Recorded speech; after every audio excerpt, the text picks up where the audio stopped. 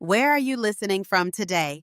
I'd love to hear from you. I still remember how my heart nearly stopped the moment I heard those words. It was my husband Harold's funeral, and the sanctuary was filled with mourners and somber black muted whispers floating over rows of wooden pews. Despite the hush, my daughter in law's voice cut through the silence with startling clarity. Speed up the inheritance. I'm putting the old lady in a nursing home. I was standing by a grand floral arrangement near the pulpit, a place I'd chosen precisely because it offered some semblance of privacy to deal with my grief. But in that instant, every molecule of sorrow was replaced by a cold, pulsing shock. My name is Lillian Merriweather, and at 70 years old, I believed I'd grown adept at navigating life's storms. Yet nothing prepared me for that moment of betrayal at the hands of my own family. Harold and I had been married for 45 years. He was a gentleman with a neatly trimmed mustache and combed back silver hair, carrying himself with a quiet dignity that came from decades of dedication to his career as a school principal. After we retired, he often teased me that I too looked more scholarly than ever. My own short, carefully layered bob, turning a dignified silver over the years. We spent our days tending our small garden, volunteering at the library, and savoring every bit of the life we had built together. When he fell ill, I devoted myself to his care, staying at his side through his final breath. I never dreamed that after losing him, I'd face another heartbreak this time, orchestrated by my son's wife. I tried to compose myself in the wake of that stunning revelation. My daughter-in-law, Valentina Merriweather, came from a background of ambition and fast deals. She wore her chestnut brown hair in expertly layered waves that brushed her shoulders, a style she'd chosen to match her fast-paced life in real estate. Her sense of style was impeccable, always the sharpest blazer, the most polished heels. In truth, I'd often admired her drive, chalking it up to the shifting generations. Perhaps she wanted a life that was more glamorous, more immediate than what Harold and I had chosen. But in that hushed corner of the funeral home, as I heard her talk about me as though I were a piece of disposable furniture, I realized I had never truly known her. The rest of the funeral felt like a daze. People filtered in to pay their respects to Harold, former colleagues, students, and lifelong friends. Our son Anthony, who was always more reserved, hovered protectively at my elbow. He tried to ensure I ate something or accepted cups of tepid tea, but my appetite was gone. My grief over Harold was overwhelming enough, and now Valentina's casual betrayal weighed me down further. Each time she made her way across the room, leaning in to shake hands or pat a distant relative's shoulder, I felt a pit grow deeper in my stomach. How could she appear so solemn, so convincingly bereaved when moments ago she had discussed my future, as if I were an unwanted package to be dropped off? I slipped away after the service, searching for a moment of privacy in a small lounge adjacent to the main chapel. My hands trembled, not just from sorrow, but from anger as well. Harold and I had been inseparable for decades, building a life piece by piece, this very funeral arrangement. The eulogies and the tributes were echoes of the life he spent serving our community. It was surreal to realize that someone in our intimate circle was already maneuvering to uproot me from my own home. That home was a two-story cottage we had purchased early in our marriage. Over time, Harold and I made countless memories within its walls. Holiday dinners by the fireplace, Sunday mornings on the porch swing, rainy afternoons rearranging the living room furniture just to try something new. I thought of our granddaughter, Bianca, a bright-eyed 16-year-old who wore her hair in a single long braid streaked with vibrant colors at the tips. She was close to me, closer in fact than I ever realized. She'd been a source of comfort during Harold's illness, dropping by with handwritten notes and sketches to cheer him up. The notion that Valentina Bianca's own mother could be plotting such a cruel plan against me made me feel ill. Grief has a way of blurring reality, but this was something sharper, more calculated. I pressed my lips together, remembering something Harold had told me just weeks before he passed. I've taken care of everything, Lillian. Don't worry. The half-finished crossword puzzle on the coffee table was a stark reminder that life doesn't always give us a chance to tie up loose ends. That afternoon, I heard a car pull into the driveway and recognized Valentina's bright red sedan. My heart skipped a beat. I braced myself, knowing a confrontation was inevitable. When I opened the front door, she stood on my porch with a casserole dish in hand. Her impeccably layered hair looked salon fresh, not a strand out of place. I brought you spinach lasagna, she said with a sympathetic smile that now seemed more like a rehearsed gesture. I know how tough it can be to cook when you're grieving. I invited her in, my voice steady but cool. Thank you, I said, forcing politeness into my tone. Valentina breezed through the entryway into the kitchen as though she owned the place. She set the casserole on the counter and then turned to face me with an air of professional courtesy that reminded me of her real estate dealings. Lillian Anthony and I have been talking about how best to support you. She began, leaning her hip against the marble island. We're worried this house might be too big for you to manage alone. You know, maintenance, yard work, the steps, everything. I studied her carefully. There was a glitter of resolve in her eyes that told me she'd come prepared. I appreciate the concern, I said slowly, but I've lived here for more than 30 years. I know every corner, every squeaky step. Harold and I considered downsizing at one point, but we decided this was our forever home. Her brow furrowed just enough to betray her frustration. Well, you can't deny that things have changed. You don't have Harold anymore, and Anthony and I can't be here all the time. She paused, her eyes flicking toward the living room. There are some fantastic senior living complexes with private apartments, social activities, places where you'd be more comfortable. For a moment, I looked at the woman across from me and wondered how she had grown so different from the wide-eyed fiancé who first entered our home more than a decade ago. I remember the day Anthony brought her to dinner, introducing her as the smart, determined real estate agent who helped him find his first condominium. Back then, she had seemed earnest, her layered hair pinned back in a neat half-up style, exuding both warmth and ambition. It was clear she wanted success, but I never suspected she'd be willing to bulldoze family to get there. I cleared my throat. Valentina, let me be frank.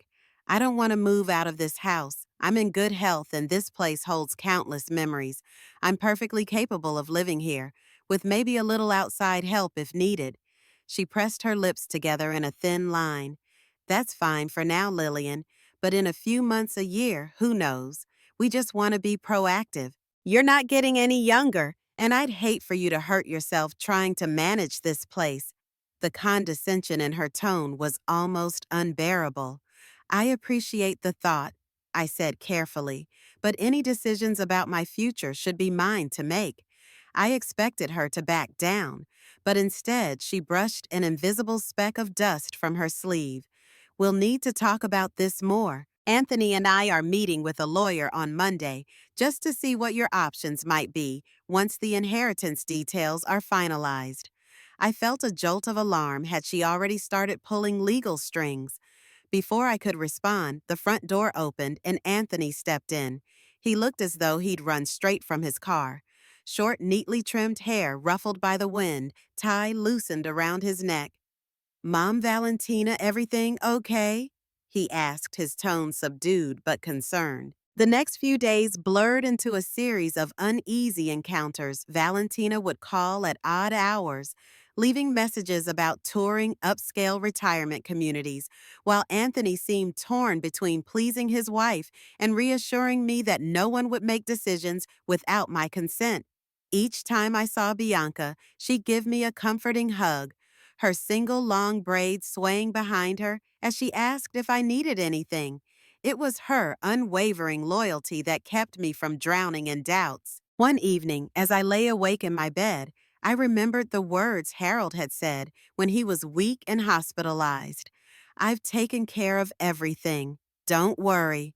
The memory felt like a lifeline, so the next morning I called Harold's doctor, Dr. Caldwell, who had a close-cropped salt and pepper haircut and had become a friend over the years.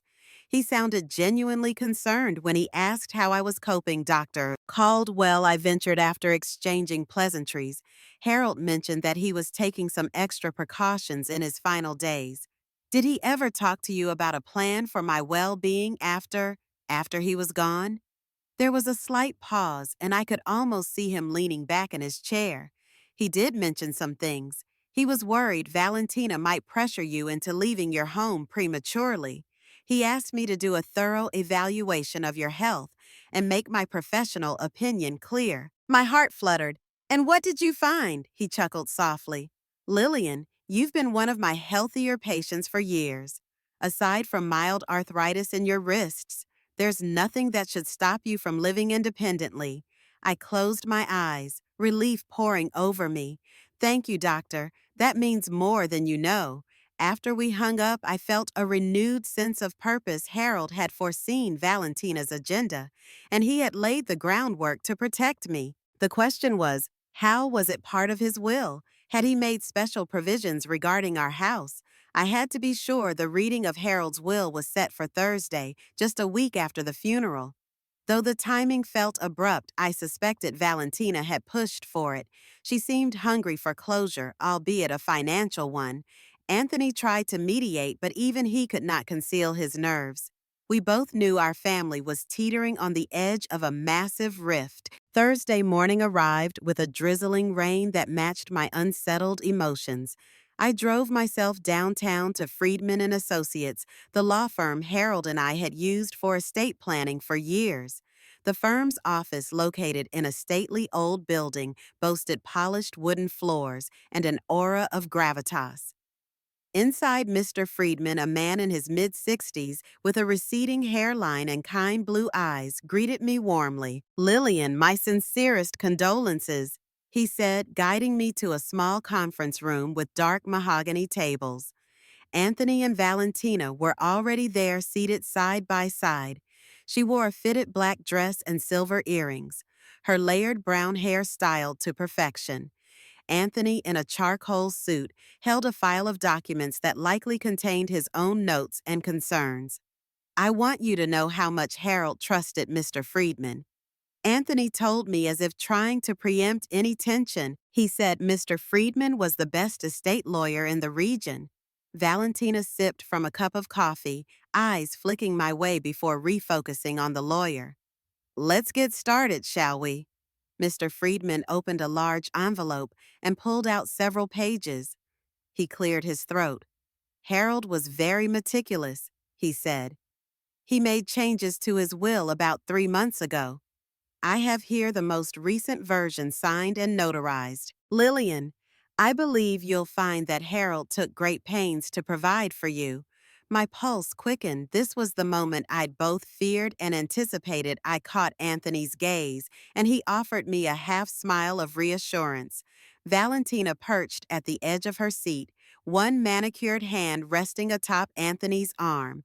Mr. Friedman began to read, listing bequests that included Harold's life insurance and a retirement account, both of which named me as the primary beneficiary. Then he reached the portion concerning the house. Harold's instructions specify that the primary residence at 22 Sycamore Drive belongs to Lillian for the duration of her life.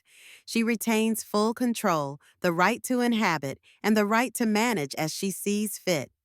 Valentina's expression remained neutral, but I could sense her tension. I suspected she already knew about this arrangement. This clause states that if Lillian is coerced, forced, or otherwise pressured to leave her residence without compelling medical documentation from 2 independent physicians confirming she requires care that cannot be provided at home, the house will not pass to Anthony Merriweather or any of Harold's direct descendants. Instead, the property is to be sold and all proceeds donated to a charitable foundation supporting Alzheimer's research in memory of Harold's mother. Harold wanted to leave no room for doubt, given that many seniors feel compelled to move out of their homes against their will. The echo of Valentina's words at the funeral, "Speed up the inheritance." "I'm putting the old lady in a nursing home," rang loudly in my mind. Although I felt a grim satisfaction that Harold's foresight now protected me, I also felt a pang of sadness that he'd felt this measure necessary. There's a signed statement from his physician, Dr. Caldwell, as well as a video recording of the will's signing. Valentina glanced at Anthony, her face a mask of barely contained frustration. I could see the wheels turning in her mind, searching for a loophole, a way to circumvent Harold's ironclad directive. When we left Mr. Friedman's office, the rain had stopped, replaced by a crisp wind, cutting through the city streets. Anthony muttered something about needing a moment alone. He fumbled for his car keys and wandered off toward the parking lot, leaving Valentina and me standing together on the sidewalk. For a long moment, neither of us spoke. The tension was palpable, as though we were wary soldiers from opposing camps.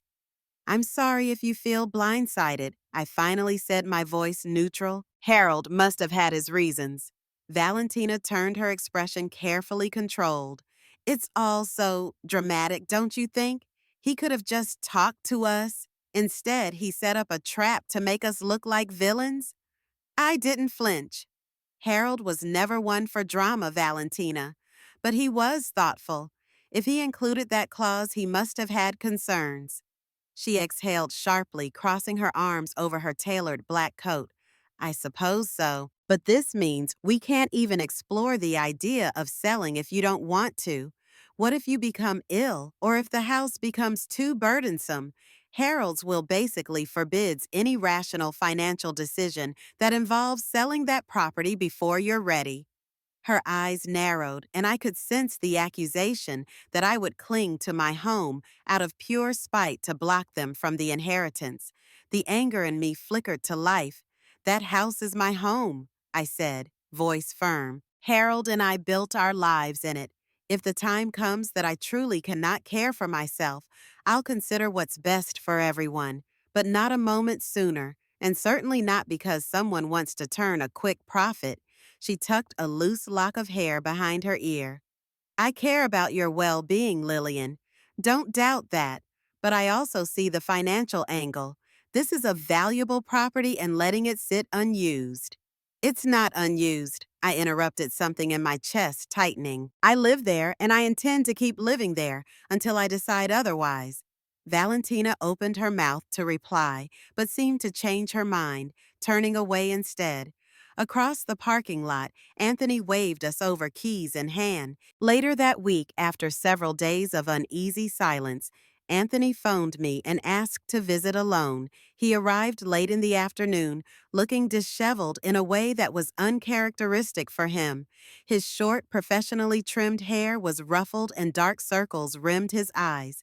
He sank into Harold's favorite armchair, the soft leather creaking beneath him.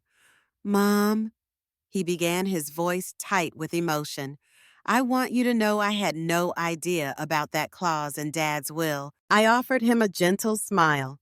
"I believe you." Harold was always meticulous about details he considered important. "You know that," Anthony nodded, glancing around the living room. I realized how quiet the house had become without the constant hum of Harold's presence. "Valentina's upset," he admitted. "She thinks Dad intentionally sidelined her, which I guess he did in a way. She feels singled out. It pained me to see my son torn between loyalty to his wife and love for his late father." "Do you think your father would have done that if he didn't have a good reason?" "He was protective of me, Anthony, and protective of you too in his own way." He sighed, leaning forward and resting his elbows on his knees. "I'm worried about the tension. Valentina talks about how the house is too much for you to manage, how you're lonely, and how a retirement community might offer social engagement. She's playing the 'it's best for mom' angle, but I can't help feeling she's also impatient about the financial side." "Be honest," I said quietly. "Do you think I should go?" "No," he answered immediately, eyes wide. "Mom, you're fully capable of staying here. You're in better shape than half the folks your age. Dr. Caldwell even says so. That's not up for debate." Relief washed over me. Then maybe you should stand up for me more explicitly. You're the only one who can talk sense into Valentina. He grimaced, running a hand over his face. I know, but she's persistent. She sees life in terms of transactions and opportunities, and she thinks we're missing one right now. It's hard for me to reason with her when she's laser focused. I understand, I said, though. It felt like a betrayal to the years Valentina had spent in this family. I couldn't help but think of the bright-eyed woman who had once confided in me her hopes of opening her own real estate firm. Back then, I was proud of her ambition, but ambition can be a double-edged sword. Anthony stood up and began to pace the living room, occasionally pausing by the mantel where we kept our family photos. His gaze lingered on one where Harold held baby Bianca in his arms, beaming with pride.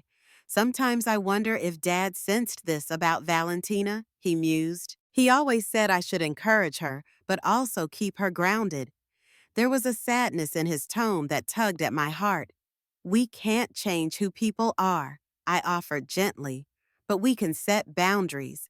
Harold did that with his will, and now it's up to us to honor his wishes. Anthony turned to face me, tears pooling in his eyes. I miss him so much, Mom. And I hate that this is how we're dealing with his legacy. I knew there were battles ahead Valentina wouldn't give up easily, but with Anthony on my side, I felt better prepared to face whatever came next. We flipped through the albums page by page, reminiscing about the birthdays, family trips, and random everyday snapshots, like Harold making pancakes in his bathrobe, or Anthony teaching Bianca how to ride a bike. It was a tender way to keep Harold's memory alive. After a few pages, though, Bianca fell quiet. She looked down, fiddling with the end of her braid. Mom and Dad have been arguing a lot, she said softly, eyes filled with concern. Something about the will and the house. My stomach tightened. I didn't want Bianca caught in the crossfire. I'm sorry you have to hear that, sweetheart. Sometimes grown-ups handle their grief and stress in different ways. But I want you to know, I'm okay and you don't need to worry about me. She breathed a small sigh of relief. I know you're strong, Grandma, but it makes me mad. I've heard Mom say stuff like, you're too fragile, or you're gonna fall down the stairs. She even mentioned a nursing home once. Bianca's expression hardened. That's ridiculous. I took her hand gently. Your mom is thinking about the future in her own way. But the truth is, I'm not moving out of this house anytime soon. Your grandfather made sure of that. Bianca nodded, then looked me straight in the eye. If you ever need me, I'll stand up for you. I can't believe Mom is acting like this. Dad's been trying to calm her down. But you know how she gets. She's intense. I couldn't help smiling. Yes, she is, but we'll figure it out. Just remember, I love you, and I want you to stay out of the drama as much as you can. You should focus on school and your art, not this family conflict. Bianca stayed for dinner, and we ate a simple meal of roasted chicken and vegetables, sharing memories of Harold and making each other laugh with stories about his quirky habits. By the time I walked her out to her car, I felt lighter, as if the ghosts of tension had receded for the evening. But the next day, reality intruded once more. Valentina showed up unannounced in the late morning hair, immaculate as always, wearing a charcoal suit that hinted she might have come from a business meeting. I waited, unsure if I trusted the change in her demeanor. She sighed. I realize the clause in the will is there to protect you. But, Lillian, I hope you can understand that I have concerns about you living here, alone. Anthony is busy with work, and Bianca will be going to college soon. In an emergency? Marisol, I interrupted, naming the part-time nurse Harold had hired in his final days, has offered to help me on a weekly basis. She's even connected me with a home modification expert, so we can add safety features like better lighting, grab bars, and perhaps a stair lift if needed. I'm taking proactive steps. Valentina's brow rose. A stair lift? That's not cheap. Harold set aside funds for my living expenses, including modifications, repairs, or in-home care. My voice was steady. He thought of everything. A flash of frustration crossed her face, but she quickly masked it. All right, well, if you're really determined, then I'm willing to back off for now. I gave her a nod. That's all I'm asking. Thank you. She stood up, brushing off imaginary lint. You're welcome. I just hope you'll keep an open mind if your health changes or you find this house overwhelming. I forced a polite smile. I promise I'll think logically about it, should that day come. After Valentina left, I sat quietly on the couch, reflecting on the conversation. A small part of me wanted to believe she had finally come around, that she realized I wasn't about to relinquish my autonomy so easily. But deep down, I sensed her compliance was temporary, a tactical pause rather than a true surrender. Over the next few weeks, life settled into a tenuous routine. Marisol, who wore her short practical haircut with side-swept bangs, visited me twice a week. She reviewed the household tasks. I might need help with everything, from organizing the pantry to scheduling necessary doctor's appointments. Despite her professional approach, Marisol had a warm heart, and before long she felt more like a friend than a caregiver. One afternoon, she helped me unpack boxes of Harold's old photo slides, ones we'd tucked away in the attic years before. We discovered pictures of us from our honeymoon in Spain, smiling at a bustling market, or toasting with sangria at a tiny cafe. You two look so happy, Marisol observed, a gentle smile on her face. We were, I agreed, a pang of longing catching in my throat. We had our ups and downs like any couple, but Harold had a knack for making every moment feel special, even the mundane ones. Marisol nodded, her eyes traveling to a picture of Harold in a wide-brimmed sun hat leaning over a map. He must have been quite the planner. I can see it in his eyes, always thinking ahead. I let out a soft laugh, hearing Harold's voice echo in my mind. I've taken care of everything. Yes, he was. He cared deeply about details. That's why none of this legal business surprises me. The modifications to the house began soon after. A handyman installed railings in the hallway, replaced the old bathroom faucets with lever handles, and reinforced the steps on the porch. Though I felt a twinge of sadness at each new layer of practicality, I also felt gratitude. These changes were as much an extension of Harold's foresight as they were of my determination to stay. Every time I spotted Valentina's car slowing as it passed the house, though she rarely stopped, I could almost sense her calculating gaze, analyzing what was being done, how much it might cost, and how long it might prolong my independence. Meanwhile, Bianca was preparing for her high school graduation, an event that cast a welcome light over the otherwise tense atmosphere. She visited often, sometimes bringing study groups along. I found it refreshing to have the sound of youthful chatter within the walls again. On one visit, as she furiously typed an essay on her laptop, she stopped mid-sentence and announced, I've been accepted into the art program at Lakeside University. Grandma, I rushed over, joy surging through me. Bianca, that's wonderful. When did you hear? Just last night, she beamed, her eyes sparkling as she fiddled with the end of her colorful braid. Mom and Dad are proud, but there's been talk of me staying in the dorm since the campus is about 20 minutes away. It's not that far from home. I'm still deciding. A thought crystallized in my mind, a possibility that might solve both Bianca's housing considerations and my own concerns about living alone. What if you lived here with me, at least for your first year? I offered. You'd save on dorm fees, and I'd have someone around in case I needed help.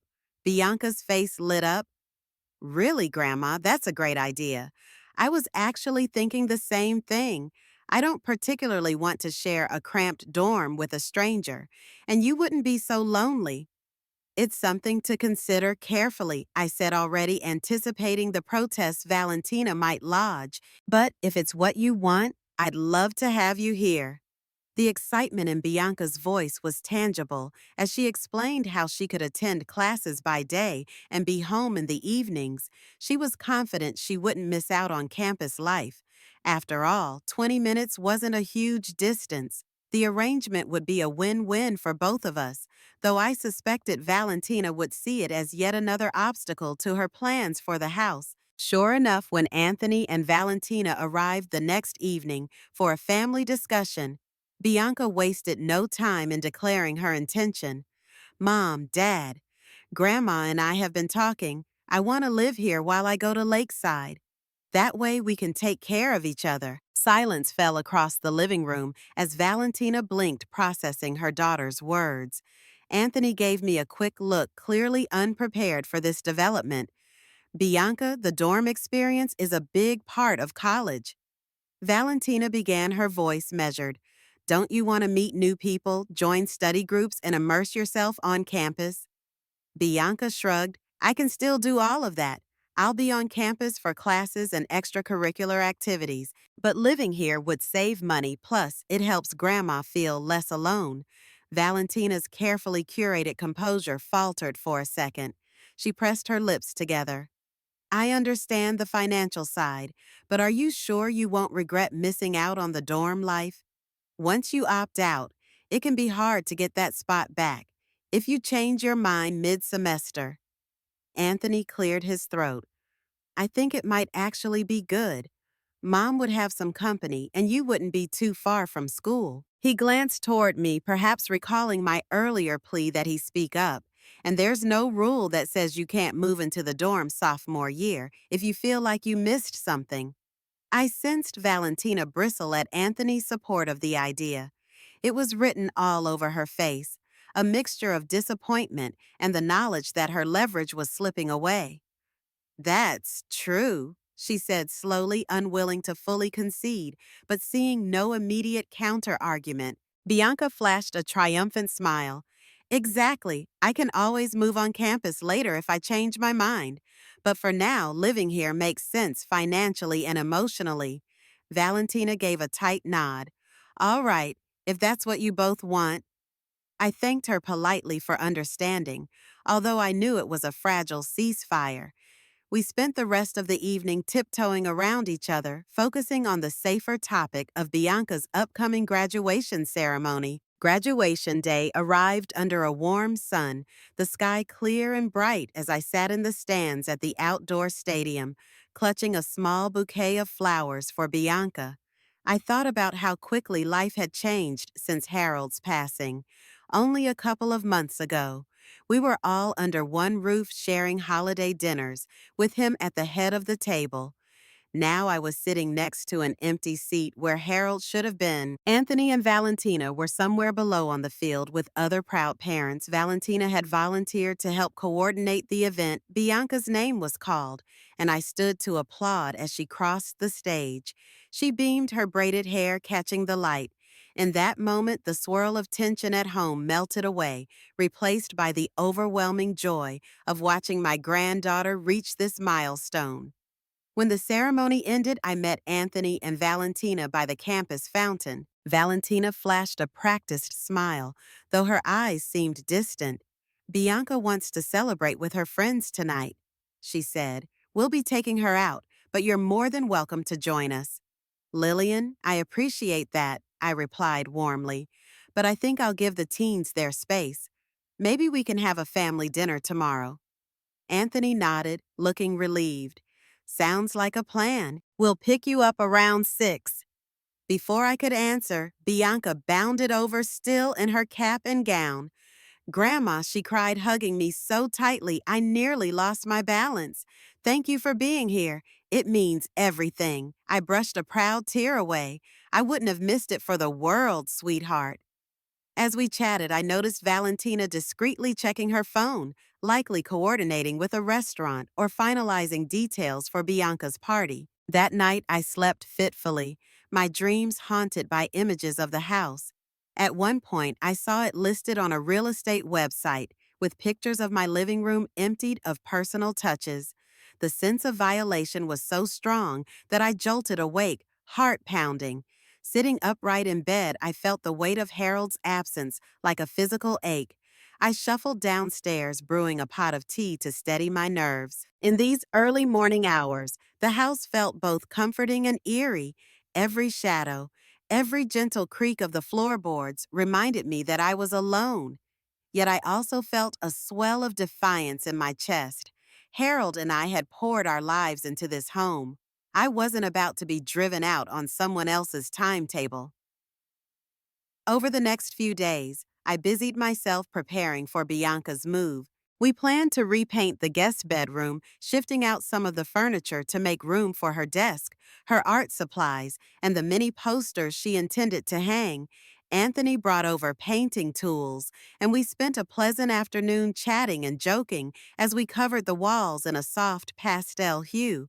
It felt almost normal, almost like the tensions with Valentina were behind us. But I knew better. A few mornings later, my phone rang. It was Dr. Caldwell calling to confirm I was still interested in his written statement regarding my health. Absolutely, I told him I'd appreciate that, just to keep on record. Of course, he replied in a kind tone. I'll mail it to you this week, Lillian. I want you to know you're doing well for your age. Keep up the exercise and routine checkups, and you should have no trouble remaining in your home for years to come. His words offered comfort, reinforcing the sense that I was doing the right thing. But a part of me also recognized that this statement was crucial if Valentina ever decided to question my competency. While I disliked the notion of preparing for such a confrontation, it seemed prudent Harold would have called it staying one step ahead, a mantra he lived by during his principal days. At the end of June, Bianca officially moved in. She arrived with boxes of clothes, art canvases, paintbrushes, and half-finished sketches of urban landscapes. The house suddenly felt alive again, filled with the clamor of her music. The smell of acrylic paint and the youthful energy only a teenager on the cusp of adulthood can bring. It gave me a sense of renewed purpose to help her set up her new space, and we established a comfortable rhythm. I'd cook dinner most nights, she'd help with cleanup, and we'd each have our quiet hours in the evening. This arrangement, though lovely for us, clearly didn't sit well with Valentina.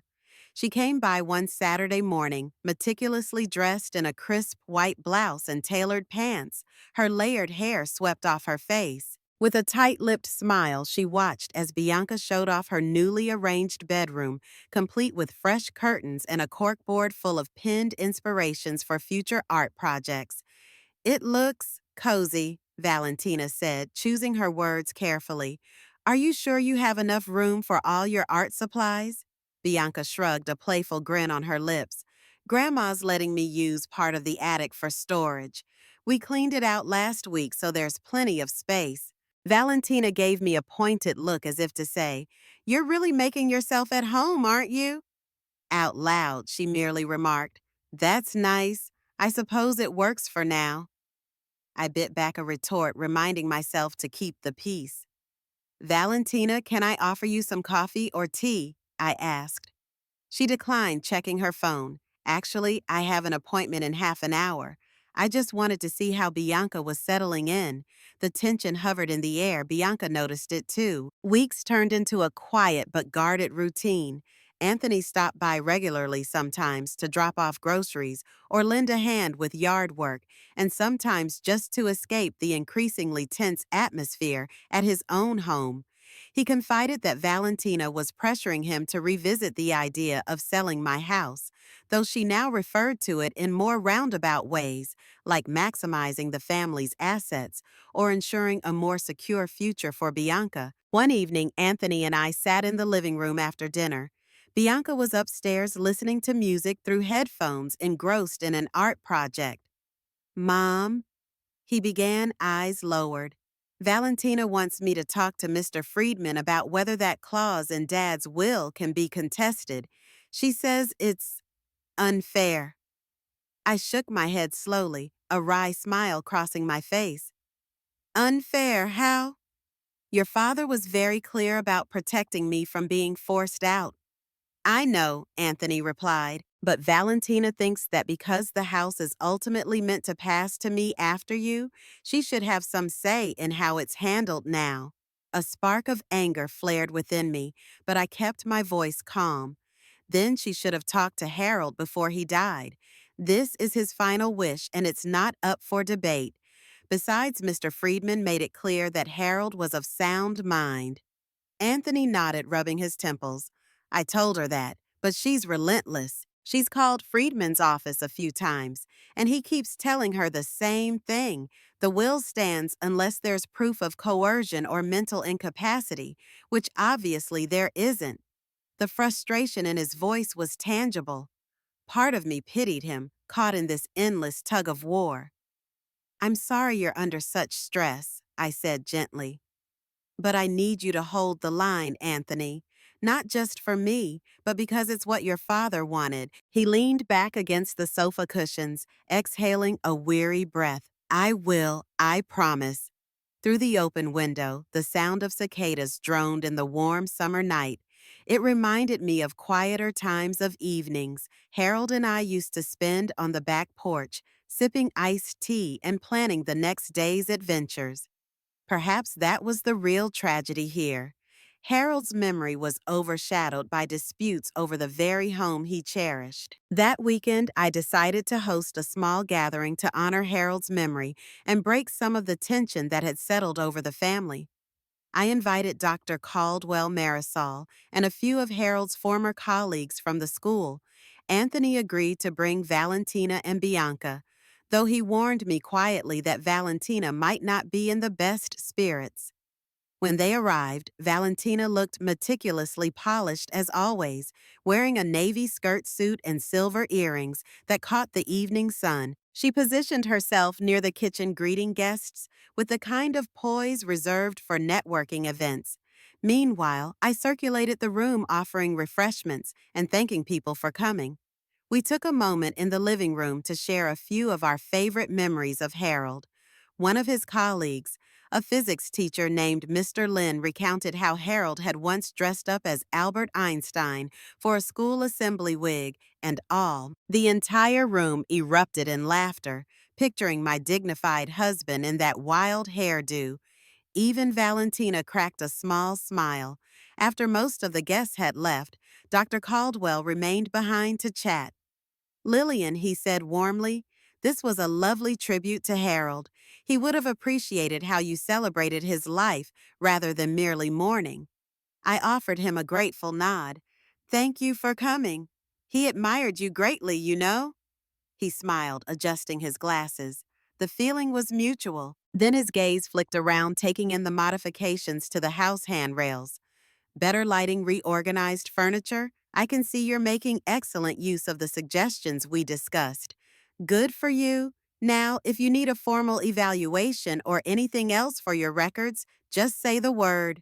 From across the room, I sensed Valentina listening intently, even as she pretended to be busy tidying the snack table. I smiled inwardly, Doctor. That night, after everyone had gone, Bianca and I cleaned up the living room, picking up stray cups and plates. The two of us worked in companionable silence until we flopped down on the couch, exhausted but content.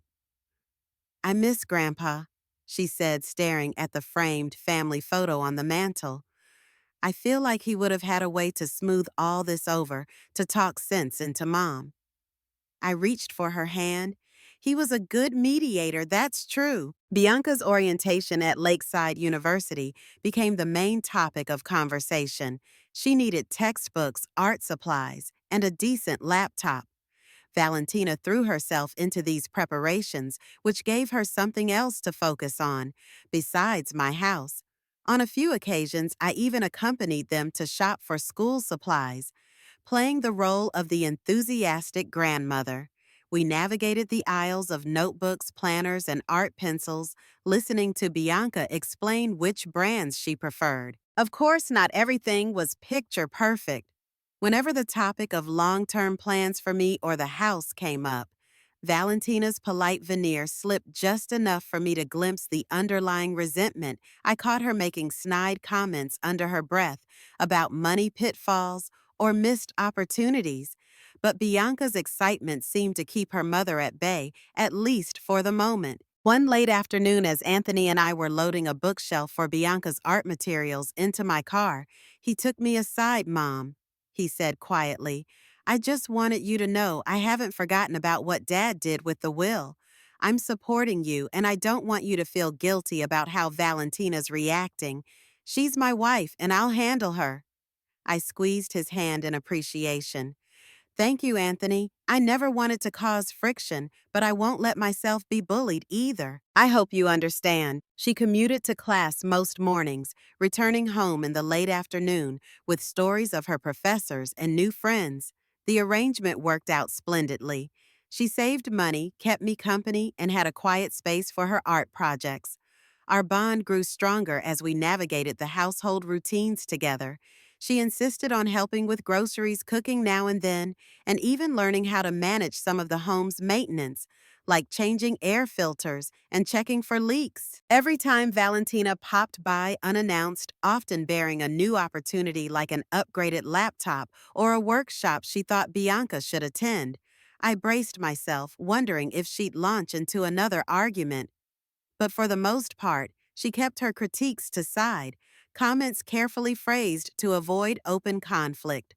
Meanwhile, Marisol continued her weekly visits, helping me with tasks I found cumbersome, like rearranging heavy boxes or ensuring my medication schedule was updated. I could practically hear him whisper, "We may bend, but we don't break." I pressed the letter close to my heart, silently thanking Harold for his steadfast love. Then, with a deep breath, I flicked off the bedside lamp, letting the house envelop me in its familiar embrace, knowing that another day, another test of wills would soon dawn. The final clash came one crisp autumn morning, just as the leaves in our front yard turned shades of gold and russet. Valentina arrived unannounced, her expression brimming with urgency. She marched straight into the living room where I was sipping tea by the window. Bianca was away in class and Anthony was at work, leaving me alone to face whatever confrontation Valentina had in mind. "I'm going to be blunt, Lillian," she said, setting her purse down with a firm thud on the coffee table. "This can't go on forever. The house needs an appraisal. We need to talk about the future." I steadied my breathing, forcing calm into my voice. "The future of this house is that I live here until I decide otherwise. There's no ambiguity in the will." She bristled. "Anthony won't contest it, which means you're both leaving me with no choice. But do you realize how much potential equity you're sitting on? That money could pay for Bianca's tuition and investment property, even a bigger nest egg for your own medical care?" I set my teacup down, leveling my gaze at her. I'm well aware of the house's financial value, but I also know I have sufficient funds thanks to Harold to cover both Bianca's education needs and any medical expenses I might face. I'm not ignoring practicalities, Valentina. Caldwell's approval. And I have Harold's support, even in death. I said, my voice unwavering. His will was designed to protect me from exactly this kind of strong-arming. For a moment, the only sound in the room was the ticking of the grandfather clock. Harold once cherished, Valentina stared at me, frustration carving lines into her usually flawless expression. "Fine," she whispered, grabbing her purse.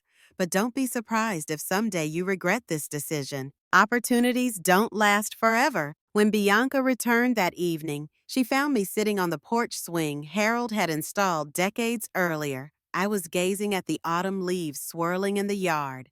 She settled beside me, the swing groaning under our combined weight. "Mom called," she said quietly, and she was really upset. She said, "You shut down her ideas again." I looked at my granddaughter's earnest face framed by that single braided tail with its colorful tips. She was so young, on the cusp of her own independent life, yet caught in this family struggle. She'll always be upset if I don't give her the answer she wants. I replied softly, "But you and your dad, and even she have to live with the decisions we make." Bianca reached for my hand. "I'm proud of you, Grandma. You're standing your ground and you're doing it with dignity." "Thank you, sweetheart."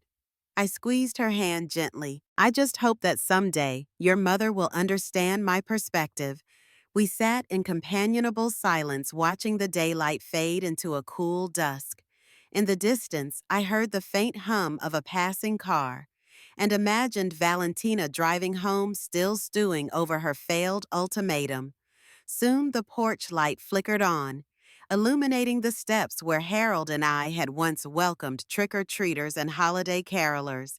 In that glow, I felt a profound sense of peace. This house wasn't just an asset to be liquidated, it was a tapestry of shared memories of laughter and tears of births and passing. For all Valentina's talk of opportunity, the true wealth here was intangible, rooted in love and belonging. Harold had ensured I could keep that for as long as I wished, and I realized in that moment I would do the same for Bianca, for Anthony, and even for the memory of the family we once were. Perhaps one day Valentina would see beyond her ambitions. Until then, I had everything I needed, my independence, my home, and the steadfast reminders that I had not broken under the weight of grief and adversity. I had only bent like the sturdy branches of the old oak out front, ready to blossom again come spring.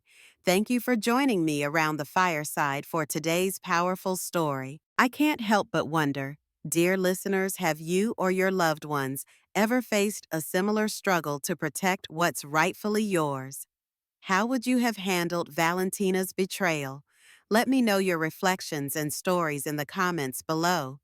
And please remember to subscribe to her Fireside Stories so we can continue sharing moments of warmth, courage, and wisdom together. Until next time, take good care of each other.